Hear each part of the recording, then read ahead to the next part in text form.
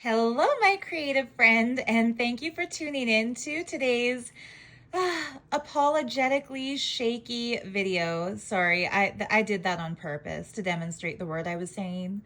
Um, Long story short, my tripod broke, and my wonderful Kenley is taking me to the store to get a new one, but it won't be in time to actually film today's video and upload today's video to keep up with my regular Saturday schedule. And so I decided to just show a little bit of what I've been working on in a shaky video that I strongly recommend you look away from if you get annoyed by shaky videos. Just changing my hand position here. So yeah, my plan for today originally was to do a little bit of a craft with me, sort of a video sharing how I make these kinds of like dossiers of creative papers and original ephemeras that I've been working on for my Etsy shop for the last couple of weeks. But that's something that I need both hands to be able to do. You know, I can't really craft closures. Like, for example, this whole little thing is held, it's all held shut by these Sri Lankan train tickets.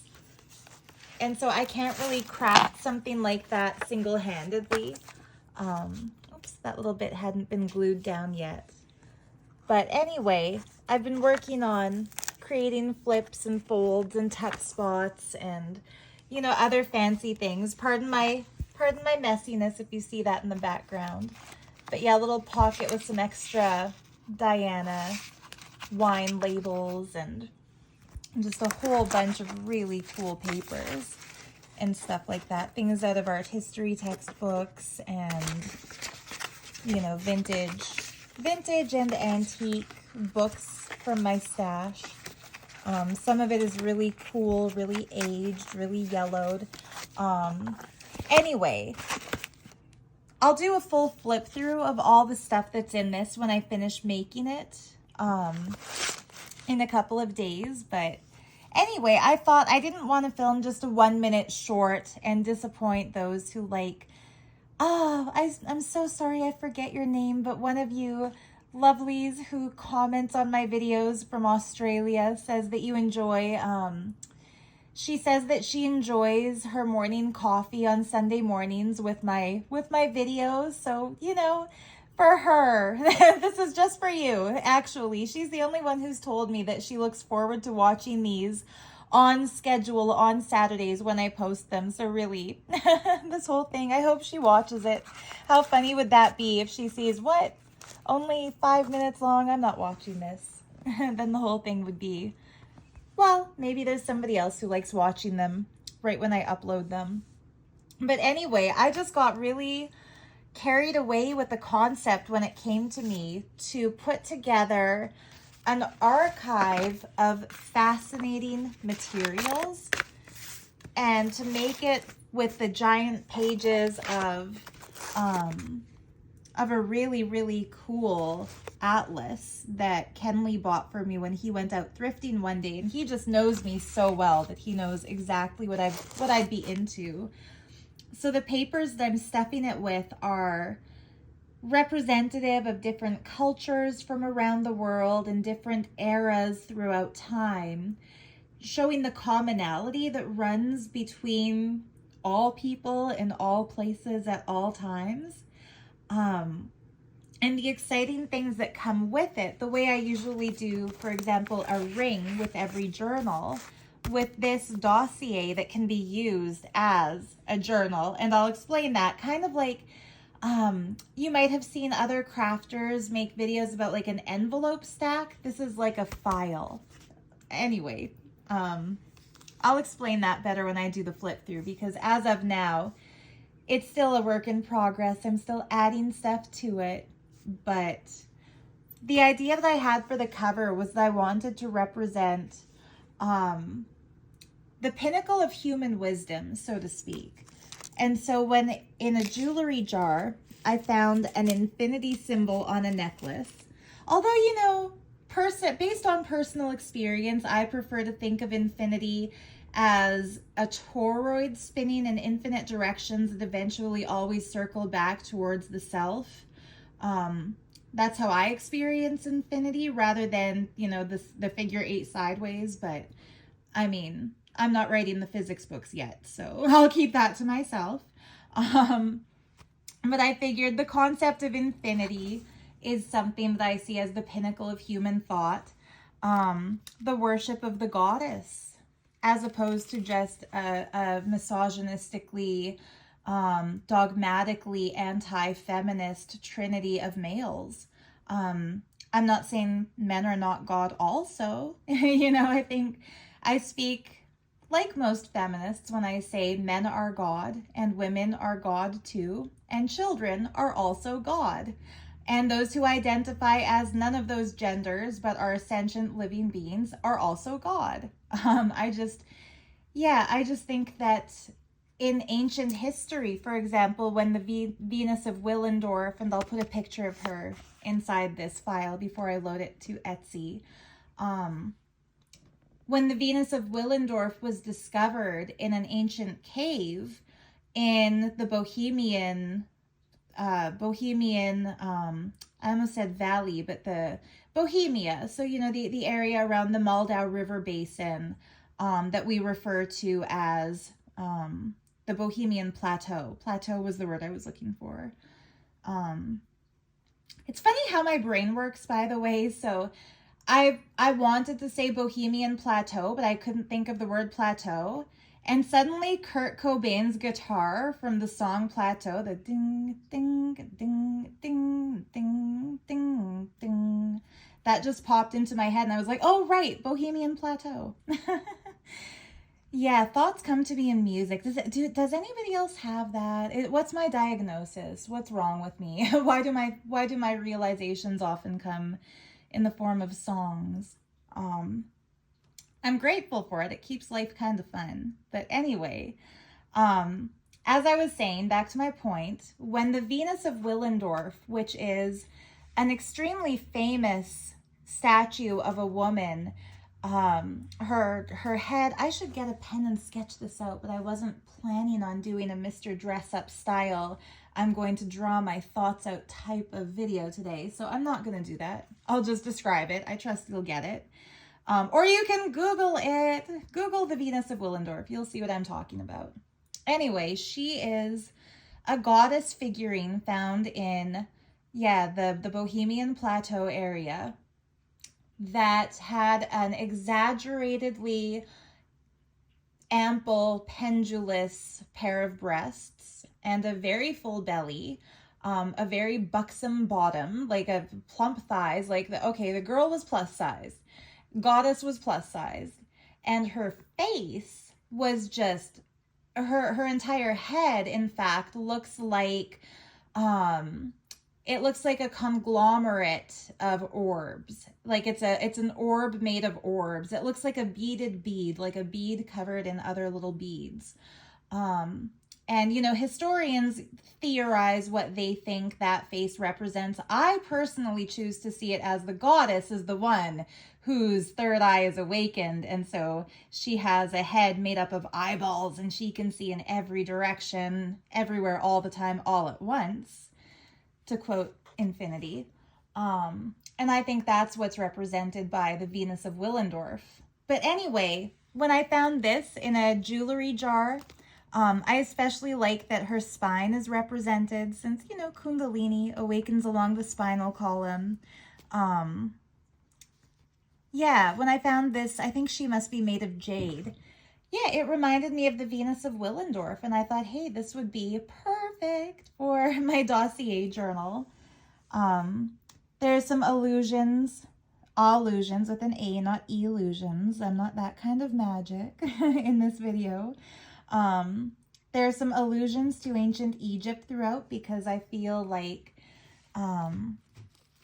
there's a lot that we can learn from the study of ancient cultures, and Egypt seems to be the key that unlocks a lot of people's fascination for ancient wisdom and ancient mystery schools, especially when it comes to the contemplation of Atlantis and Lemuria and what kind of information may have been kept in the archives at the Library of Alexandria before it was burned. So I think Egypt is kind of a key, and the piece that I chose for the cover of this dossier shows a doorway.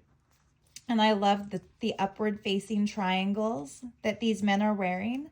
Symbolically, upward facing triangles in the tantric tradition represent the obelisk, the phallus, the masculine drive, the masculine energy.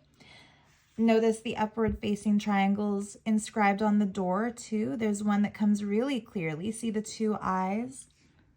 Those two eyes of Ra. And then see how the pupils look almost like they're gazing upwards.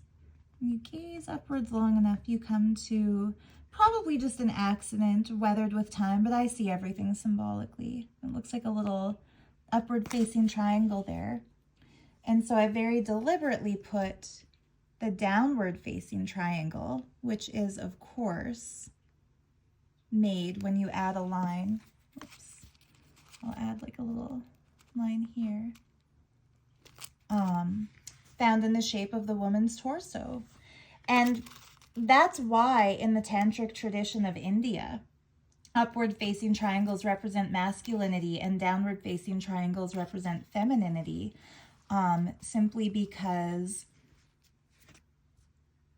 they're representations in a very alchemical, symbolic, simplistic, but very deep, symbolic language. So anyway, I thought it was cool to have these things right here on the cover, the Ankh, and then because they're guarding a gateway, it kind of represents that there's going to be, some little things inside this duotang that to me represent, like I said, the pinnacles of human wisdom, like the concepts of infinity, the various schools of theology and philosophy, the different religious awakenings that have dawned on the minds of eccentrics, probably people in their time period who would have been spoken about like, what, him? No, he talks to himself. He's crazy. But historically, we would call them prophets or the wise ones, the founders of various schools of thought. We'll see what I can find for it. But anyway, one of the things that I find in my life really exciting is that the Venus of Willendorf was found along with some other offerings and sacred objects that one thing is clear. The archaeologists who examined that burial site, they agreed that the objects found were used for ceremonial purpose, for spiritual purpose. These were artistic items used not just as a currency, but as some sort of sacred deity, the Venus of Willendorf, the goddess, the mother goddess figure, and offerings. And one of the things they found among the offerings to her was moldavite. So yeah, moldavite, it's, trying to get this to focus. There we go. I'm trying to keep my hand steady, guys, but it's different for me to balance this phone single-handed. Moldavite, it's a tektite. I've also got some Libyan desert glass in here that I'm planning to do something with. Moldavite is a tektite, which means it's an impact glass formed, very simply speaking, from a meteoritic impact. The latest scientific theory on moldavite is that the latest theory by astrophysicists looking into it, because it's just that special of a stone, is that when the meteoritic impact happened around 15 million years ago in the Moldau River Basin area, well, actually, they believe that the strike happened more in Germany, and the strewn field where the moldavite is collected went all the way to the Moldau River Basin area, Bohemia. They actually say now that it's likely that the impact was so intense, so hot, and so cataclysmic that it didn't just melt the substance into a liquid. Like previously, they thought maybe the impact glass was liquefied earthen material heated from the fire of the impact. And then they thought, no, maybe it's melted meteorite because it doesn't really chemically match the other minerals in the area. Now they've decided it's probably a fusion of both. So in a really tangible, physical way, I see it as being a talisman for the old adage, as above, so below. Like this little piece of green glass is literally, and the yellow glass too, it's literally made from a fusion of terrestrial and extraterrestrial substances. And to me, that's magical, right? That's just, hopefully to you too, probably to you too, or else you wouldn't have listened to 15 minutes of me talking about the materials I choose to use in my craft and why. But yeah, I think that it's really interesting that in the Vedic scriptures, my Ishta Devata, the goddess who I feel really just takes the wheel in my life and drives the chariot that is my body in the endeavors that I'm going through, Kali. In the scriptures, it's said that she adorns herself with green glass. And I learned that when I was on a trip to Dakshineshwar, outside of Calcutta in India. I was there with friends who I had met in the Nityananda ashram, but we were traveling on our own, not with the cult. We kind of had the freedom back in those days. It was still early 2010 before the cult became as highly controlling and destructive as it is now. But yeah, we went on quite a cool trip from Tiruvannamalai down to Madurai, up the coast to Calcutta, across to Vrindavan outside of Agra. But when we were in Calcutta, we went to Dakshineshwar, of course, to have darshan of Kali at the temple where Ramakrishna Paramahamsa himself had a life with her.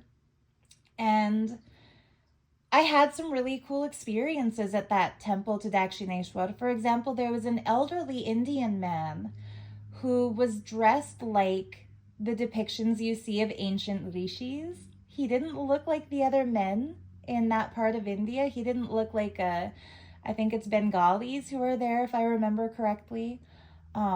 He wasn't dressed like the other locals. He was wearing a much more ancient looking version of a dhoti, which is like the cloth worn around the waist of the men. He had it wrapped in a style that went around the legs, then between the legs, and then in and then out again with almost a fanned shape at the part beneath the navel. It was quite beautifully wrapped. So I remember, like, it stood out in my memory that, yeah, he was dressed. It just popped into my head like an ancient Rishi Muni sort of a type. And I've always been so fascinated by traditional dress and traditional ritual, the way people conduct themselves ceremonially. So for example, the vestments of a Catholic priest I find far more fascinating than the jeans the priest wears Monday through Friday. The saffron robes of a sannyasi are more interesting to me than Bollywood costumes. You know, like, show me what the spiritual people think they should wear to do their spiritual stuff, because that's where my mind's at. So yeah, this man in the temple of Dakshineshwar, he was dressed like an ancient rishi. He had an upper cloth too that looked so wrapped such that he was covered, but not in a sewn shirt, not a sewn material, but like a draped. It wasn't toga style specifically. No, it was more. I say no as if one of you suggested that. Yeah, no, it wasn't wrapped like a toga. It was wrapped in a very Vedic fashion that I don't know how else to describe, but that. Such that the two ends of the fabric each kind of came around his neck and then over the front, and then from there tied around, almost like the way you'd see a girl tie a scarf as a bandeau top if she kind of wraps it up and over. Anyway, here I am getting lost in the details of how he was dressed, but it, like I said, it stood out because I'd never seen it before or since, really. But he came up to me when my friends Ben and Marie were kind of off doing their thing. I think they wanted to have a second darshan of Kali, and I just kind of wanted to sit and feel her in everything. Although it's a beautiful murti, no doubt. But I was kind of just admiring the temple architecture. I was more interested in seeing Ramakrishna's bedroom and just feeling the love that he had for the Divine Mother when he would sit there just in the ecstasy of knowing that she was always with him. And so as I was kind of in my own reverie over Ramakrishna's reverie for Kali, this man glided towards me with his hands folded and said, "Thank you for coming to our temple." And I thanked him for having a temple to which I could come. And he had tears in his eyes, and he said, "When you go back home to the West, will you write a book about the deities?" And even though that's kind of a big boon to grant to a perfect stranger who walks up to you at the temple for a Western woman like me,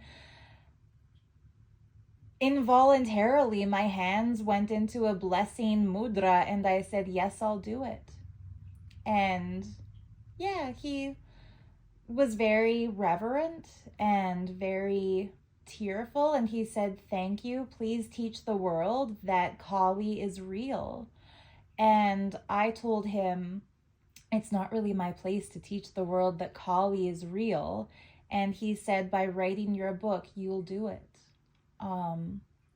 So yeah, Kali is very sacred to me. And I feel like all the cultures that represented the Divine Mother, not as an obscure concept, but as an actual mother, those are the cultures that held the greatest wisdom as far as how to unlock the mother's Shakti, her energy. So yeah, I love Kali. It's a Kali experience that, you know, she revealed to me the toroid of infinity. That's for another journal. that's a story for a time when I'm not uncomfortable holding my camera phone and where I'm not possibly talking to myself because nobody chose to watch further when they found out that there's no proper tripod holding this baby in place. But yeah, basically my idea is I've got this little collection of small pieces of moldavite that I'm saving for various creative ideas that I have for which I want to use them. But in amongst the stash, there are, and I'm hoping the camera's going to focus on them.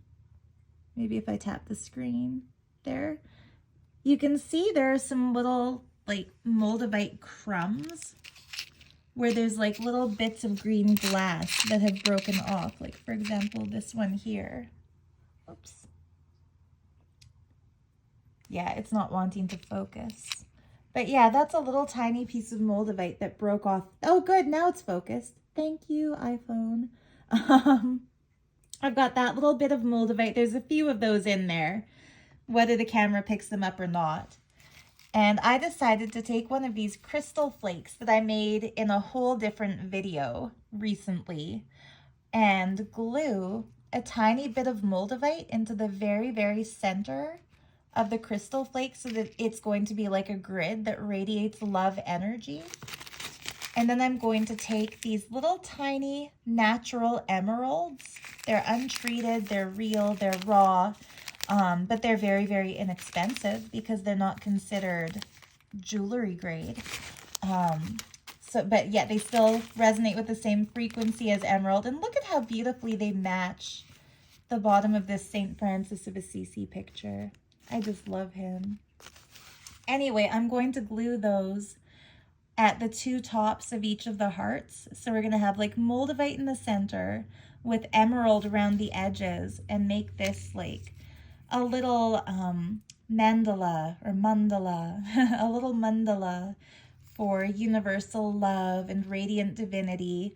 And origamically, if I dare coin a term, it can represent the infinite infinity of toroidal structures if you kind of fold the petals in on themselves enough times and then flip it inside out, which I can't do physically, but it could be done theoretically. And so that's why that's a sacred little, look at it blooming like a flower. That's why that's a sacred little bit of geometry for me. You know, I have a story. So I might sound, maybe I am ridiculous. I don't know. What do I know? I'm just an art school dropout who makes junk journals, right? Sorry, Jason, my beloved Jason Adams, who does the coolest jewelry videos ever. And you have to go watch them if you're hearing me say this, if you haven't already, because his personality is just so refreshing in this world. He's just so, I almost said brutalist honest, brutally honest, but it popped in as brutalist because that's one of the eras of jewelry that he often speaks to. He has a level of brutal honesty with himself, with life, with the jewelry, with the world that is unapologetically satya. Satya being the Sanskrit word for unencumbered, uncensored truth, just pure truth, pure truth. That's what I love about Jason Adams. He just tells the truth in every video about all the jewelry and its value and how he knows its value and so on. And sometimes he'll say, I'm not going to tell you what that's worth, and this is my choice because, you know, it's my thing. And I love that about him too. Because I don't always tell everybody everything about me all the time, everywhere. I just reveal the aspects that I want to reveal about myself when I want to reveal them. So yeah, this is my little diagram of a toroid. I might try to perfect that geometry a little bit before I try to publish anything on it. Oh, I was going to tell you a funny story to conclude this. My dear friend Kat Stone, by the way, she sent me a happy mail box filled with goodies that made me feel so seen and so loved. And I'd like to add a few of the special things from her latest happy mail into this too before it's ready for the flip through.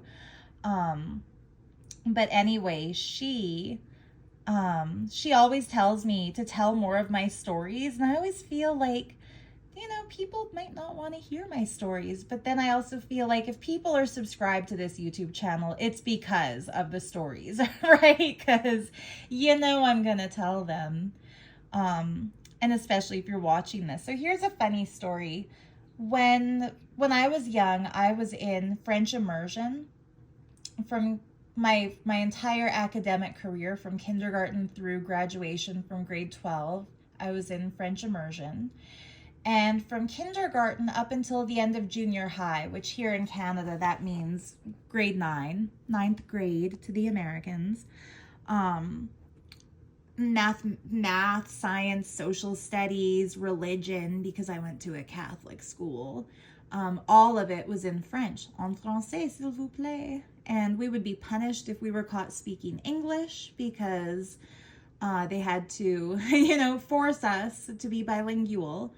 But an interesting story about math is that, or not story, an interesting factoid, as Sheldon Cooper might say it, is that math isn't a universal language. And I'm saying that, you know, everybody always says math is the universal language, right? No, it's not the universal language. Because the way mathematical formulas are represented in a visual plane differs from one language to another, even within a country like Canada that has only 2 national languages that were born in countries that share a border, England and France, Ontario and Quebec. Like it's funny, but when it comes, for example, to long division, there's an English way of showing the long division where the numbers go either up or down. I forget which. I never could remember. And there's a French way where the numbers go either up or down. I never could remember. And so from kindergarten to grade 9, we learned math the French way because math class was a French immersion subject. All subjects were French except for phys ed and English language arts. So yeah, we did everything in French. And in grade 10, and I was never good at showing my work. I would always struggle in math. I thought I was bad at it. So in grade 10, I'm thrown added difficulty to my already arduous mathematical journey in that now the only class we had in high school in French was French language arts, and everything else was in English, which meant we had to learn all the social studies terms that we had spent, 10 years of our lives, kindergarten to grade 9. We had to learn all the technical terms for, civic elections in English. We already knew them in French, but it's an added complication when you have to relearn everything you learn in another language. And nobody has sympathy for you when the other language in which you have to learn technical terms is your native tongue, because they assume you know those words because they learned them in school, but you went to French school, so you learned it en français. So anyway, math class, grade 10. Long division, multiplication, dividing fractions, all of it, finding the root numbers, all of it is done in English, which not only means the technical terminology is foreign to us because we only know les calculations, we know multiplication, we know la division, we know les fractions, but now we have to learn the English words for them, and if we spell them wrongly, we lose marks, even though we know the French spellings. So yeah, not only are we now learning it in a whole new language, but also it's ass backwards. The numbers that used to go one direction now go a different direction. And the way that you draw the little half box around the number that you're dividing by the other number, the box is drawn around the other number. So you're doing your shit backwards. It's bizarro. Learning mathematics in French, in French if you only know them in English, or in English if you only know them in French. So I'm sitting there. It's the first exam of grade 10 math class. I'm staring at symbols that make no sense to me because they're all backwards. And I'm reading word problems in words that I'm encountering for the first time in this language. And I have a moment of unfathomed and unprecedented lucidity where the formulas unveiled themselves to my consciousness in the purest, most symphonic way. Like it was like, how I remembered the word for plateau because the guitar riff that Kurt Cobain plays in the song Plateau pops into my head. That's my thought process in all of my life. I'll have little things that pop into my head that remind me of other things that lead to serendipities. And so I had a moment of that where I was in the math zone in that grade 10 exam, and every single answer to every single problem came to me beautifully. And I had tears in my eyes because I couldn't believe that it finally clicked. Like, I finally get math. So I jotted down my work because we were told to show our work. So I wrote my closest approximation to a physical notation to show the work that was happening in my mind in a non-pictorial way. If that makes any sense to any of you. If anybody knows about aphantasia, it'll probably make sense why this is how math came to me, because I have aphantasia. Which means I don't formulate pictures in my head. I have words instead of images. But anyway, I got every single answer on that exam correct. Every single one. Every single problem. I don't remember how many problems there were, but it was around 40. It would have been no less than 20, no more than 50, a typical unit exam for high school math. Every single question, I got the correct answer. I was the only kid in the class who did, but I got 0% on that paper, and an accusation of cheating because I got every single answer correct, but none of the teachers, neither the English teachers nor the French teachers, could understand my work. And it's funny because that's an incident that's haunted me throughout my entire life, because I remember having a thought in school in grade 10, one of those how dare I, who do I think I am kind of thoughts, where I was like, am I a genius? Like, is the whole world too stupid to get me? Like, am I the one who they should be learning from? And then I'd think, uh-oh, better not let them hear you think that, because if they know that that's what you're thinking, they will definitely give you detention, as they do. So yeah, that's an incident that haunted me. And it's starting to come clear to me now that my hatred for math, thanks to my math teachers, because they untaught me. They taught me how to ignore my instincts, ignore my intuitions, repress the knowledge that arises within me from a space outside of the textbooks, and surrender to the dogmatic, authoritarian, opposite of a meritocracy. What would you call it? What's the word for it? Cult?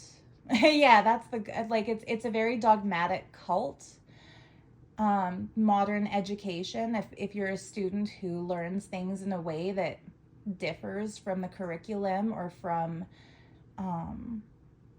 the dogma of science. I bet scientists would hate to be called dogmatic, but that's what they are, isn't it? That's what my math teachers were, isn't it? Yeah. Sarah Landrio, she's just bad at math. We never did figure out how she cheated on that one exam, though. Yeah, I didn't cheat. But I was cheated, wasn't I? Because, yeah, I remember never being able to do it again. I remember the next time we had an exam trying to replicate my moment of lucidity, and it's like I lost it. And there were times throughout my life, like I had an art teacher, Elizabeth McIntosh, who told me I should put disturbing colors or something in my abstract paintings that will be jarring to the viewer, because if it's just too harmonious and beautiful, there's nothing worth looking at. It's not interesting. And I just remember thinking, well, that's not the art world I want to live in, so I dropped out of art school. Math teacher accuses me of cheating and gives me a 0, even though I just had what felt like a religious moment where math revealed itself to me. And then I felt like, what's the point of even trying with math if I won't be recognized? Anyway, more on that when I do the flip through video next week. I just heard my guy Kenley come home, so that means he's gonna take me to the store and we're gonna get a proper tripod. So next week you'll see this video complete. But yeah, symbolically, this beautiful golden crystal flake is going to have the moldavite in the center, and I'm going to keep it here tucked under this image of the goddess that's reminiscent of the Venus of Willendorf, and that will be the key that unlocks the gateway to higher wisdom. That is kind of the theme for this piece. So yeah, if you have any questions, comments, musings on life, stories similar to the stories I've told, do share them in the comment below. I'm so excited when people do that. I hope you have a wonderful week. And yay, this wasn't just a 5-minute short. So my Australian friend, you can enjoy your morning coffee, mate. And you can not feel ripped off in video length. So much love to you all, and happy crafting.